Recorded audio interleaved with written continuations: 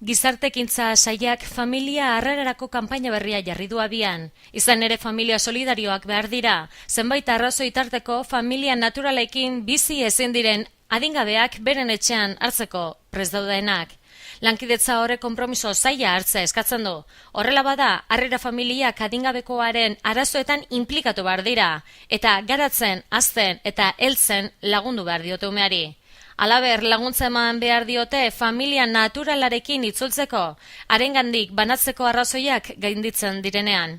Zehazki 10 pertsona edo familia behar dira 3 urtetik beherako neskamutilei larrialdiko harrera zerbitzua emateko, eta 15 familia gehiago 3 urtetik 13 urte bitarteko adingabeak hartzeko. Halaber, umeak asteburuetan eta oporretan hartzeko prest dauden familiak bilatzen dira. Harrera legezko neurri bada. Haren bidez, mutil, neska edo nerabe baten zaintza pertsona edo familia bati ematen zaio bete behar batzuekin.